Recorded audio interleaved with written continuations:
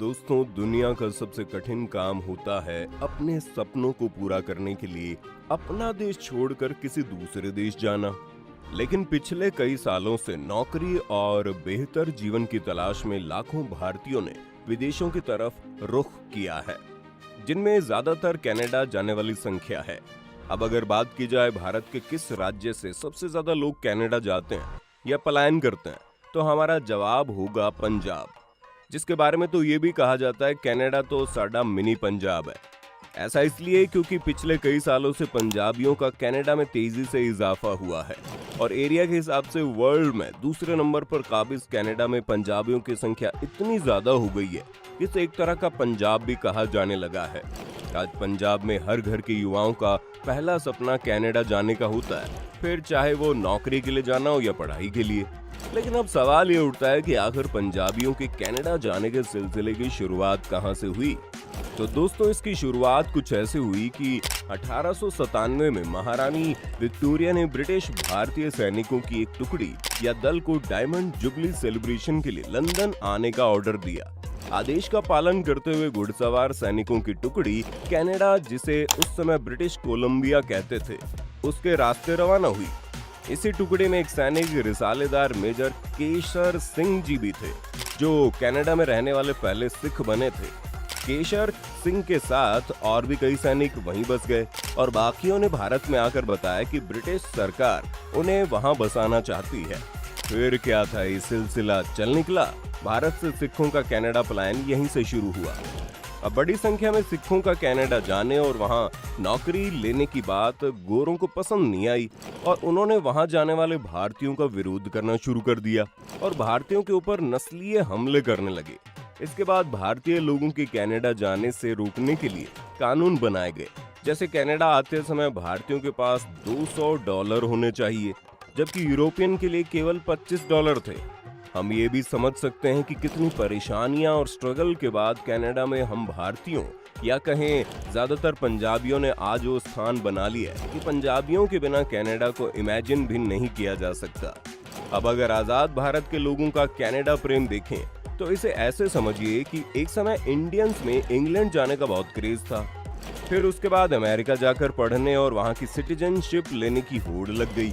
लेकिन इंग्लैंड ने अपनी इमिग्रेशन पॉलिसीज में बहुत पहले कड़ाई कर दी और ट्रंप के पावर में आने के बाद अमेरिका ने भी इमिग्रेंट्स और वहां नौकरी करने वालों या पढ़ाई के लिए जाने वाले वीजा नियमों में और कड़ाई कर दी, जिससे इंडियंस और दुनिया भर के इमिग्रेंट्स ने कनाडा की ओर रुख किया, जो डेवलपमेंट में अमेरिका और इंग्लैंड जैसे देशों को टक्कर देता है। और वहां पढ़ाई के लिए जाने वाले स्टूडेंट्स या तो नौकरी की तलाश में जाने वाले लोगों या फिर वहां बसने की चाह रखने वालों की ज्यादा से ज्यादा मदद भी करता है। आइए अब समझते हैं आखिर ज्यादातर पंजाबी कनाडा क्यों चले जाते हैं। तो दोस्तों, 2019 में कनाडा में हुए चुनाव में कनाडा की पार्लियामेंट में हाउस ऑफ कॉमन्स के लिए 18 सिख चुने गए। यहाँ तक कि अनीता आनंद कनाडा की डिफेंस मिनिस्टर भी है। तो कनाडा की पॉलिटिक्स में इंडियंस, जिसमें से ज्यादा पंजाबियों का काफी दखल है। अब ये वो लोग हैं जो किसी न किसी तरह पंजाब और भारत से जुड़े हुए हैं। इसके अलावा बहुत सारे इंडियंस ये वहाँ इम्पोर्टेंट पोजीशंस पर हैं। तो भारत या पंजाब से जाने वाले लोगों को वहाँ ज्यादा प्रॉब्लम्स फेस नहीं करनी पड़ती।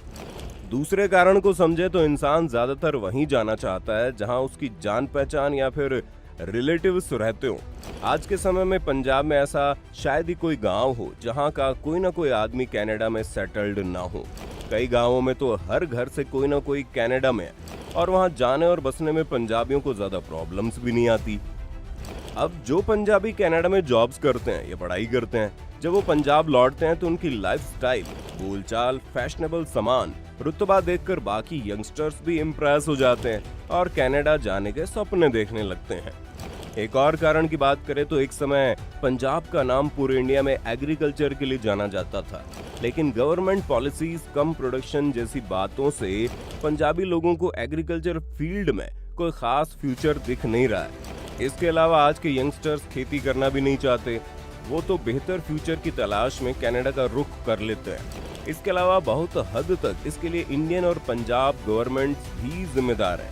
ये गवर्नमेंट्स पंजाबी यंगस्टर्स के लिए अच्छी education policies, jobs, medical facilities का अरेंजमेंट नहीं करा पा रही है, जिससे पंजाबियों को पंजाब में अपना फ्यूचर बेहतर नजर नहीं आ रहा।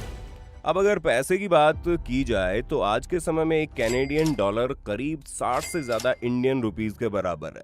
तो इस हिसाब से अगर आप कनाडा में महीने में अगर $2000 भी कमाते हैं तो वो इंडिया में 1,60,000 से ज्यादा होगा। इंडिया में इतना कमाने वालों की संख्या बहुत कम है, इसलिए ये एक बड़ी वजह है पंजाबियों के कनाडा जाने की।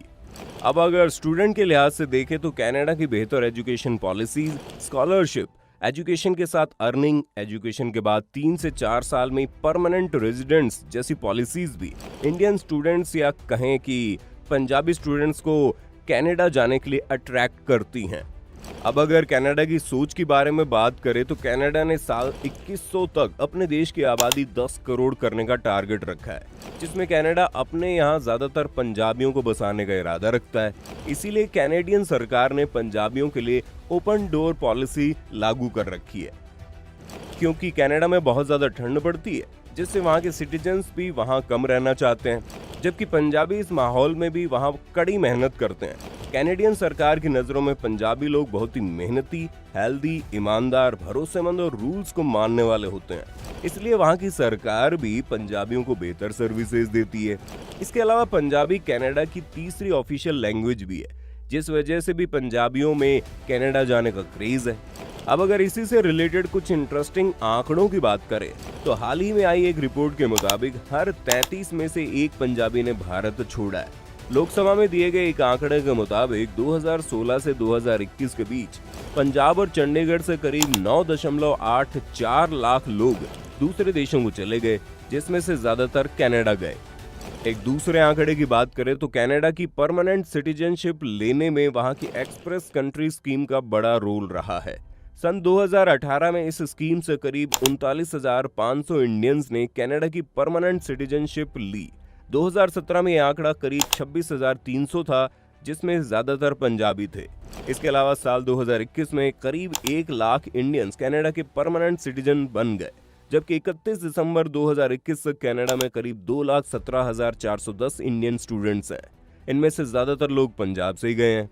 तो हम ये कह सकते हैं कि आज कनाडा में पंजाबियों की जनसंख्या इतनी है कि इसे दूसरा पंजाब भी कहा जा सकता है, लेकिन कहीं ना कहीं इतने लोगों को अपना देश छोड़कर जाना परेशान करता है। पंजाब के गेहूं और सरसों के साग की महक कनाडा के सपनों में खोती जा रही है। हमारी सरकारों को इस समस्या की ओर ध्यान देना होगा, जिससे हम अपने पंजाबी भाइयों के साथ अपने देश की तरक्की में मदद कर सके। तो दोस्तों, आपको क्या लगता है, क्या इस लेवल पर कनाडा जाने वाले पंजाबियों से भारत को कुछ नुकसान होगा? आप हमें कमेंट करके बताइए ना। साथ ही इस वीडियो को लाइक, शेयर और सब्सक्राइब करना ना भूलें।